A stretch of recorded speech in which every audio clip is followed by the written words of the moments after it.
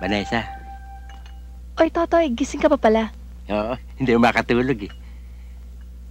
Nakita ko nagpupuyat ka eh. Pinagtimpla kita ng gatas. Inumin mo ah. Salamat ha.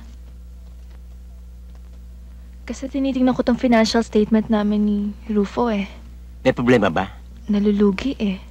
Hindi ko naman mapabayaan kasi pamana pa sa akin to ng mga magulang ko. Oh, ba't ganyan ka makatitig? Ay, wala. Anong wala? Wala. Alam mo, Vanessa, yung asawa kong namatay, kamukhang kamukha mo. Pareho kayo mukha anghel eh. Sorry namatay na pala asawa mo. Oh, matagal na. Inumin mo itong gatas, ha?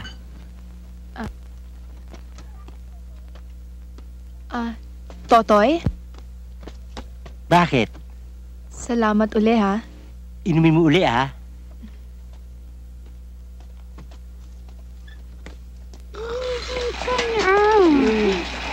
Uy! Siya nga pala, Totoy. Gusto ko na nga bitawan tong negosyong to eh. Gusto ko na lang mag-concentrate sa paggagamot. Vanessa! Di ba sinabi ko sa'yo na ayoko maraming tao dito? Huwag mo sinisigawan si Vanessa. Bakit? May reklamo ka? Ha? Hindi. Baka mamalat ka. Sigawan mo. Matigas sa ulo niyan. Sigawan mo. Alam mo, panas ako sa mukha mo eh. Sigawan mo. Aba, Rufo. Mukha tang nakakalimutan mong industrial partner ka lang at akong namumuhunan. Alam ko. Nag-iingat lang naman ako eh. Ano? Wala. Ayoko lang ng maraming tao dito. Nai-istorbo ang mga trabador. Mabuti pa doon na tayo sa opisina mag-usap. Halika na. Teka, sandali, oh. Si Boy tutulog, oh. Iwanan na natin yung mga yan. Sandali nga! Diyos ko naman. Rufo, sabihin mo nga dyan sa mga tsonggo mo na buhatin mo na si Boy. Ano? Hoy, kayo! Buhatin nga mo na si Boy! Ha? Sige, buhatin nyo na nga para matapos na yan. Dahan-dahan. Baka madukutan naman yan, ha? Gawa mo! Trabaho! Vanessa, ay! Ba't ikaw nasa tabi ko? Ikaw ay umakap, eh. Kung malapit na ako mapundi sa iyo, ha?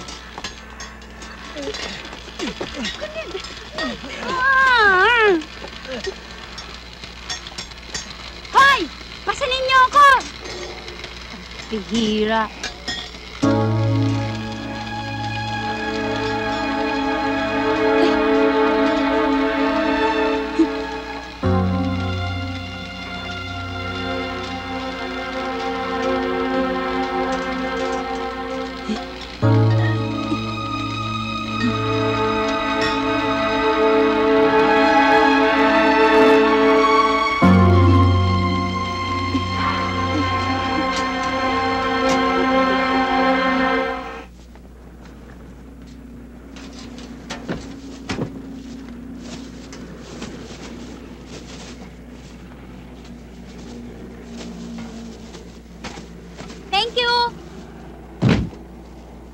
Ate Vanessa, ba't ang dami natin pinamiling pagkain? Kasi magsiswimming kami bukas ni Rufo. Kasama namin mga kasosyo naming hapon sa beach.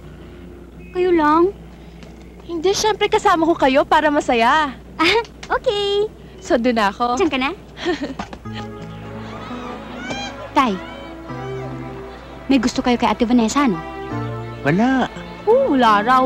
Halatang halata naman dun sa mga kilos nyo at sa mga tingin nyo sa kanya. Aber, kung may gusto nga ako, may mangyari kaya sa akin? Ligawan nyo, Tay. Ligawan? Alam mo naman yung nangyari sa dati kong asawa eh. Nadala na ako. Ay nako, kayang-kaya yung break-in yun. Sige na. Para magkaroon kami ng totoong kapatid.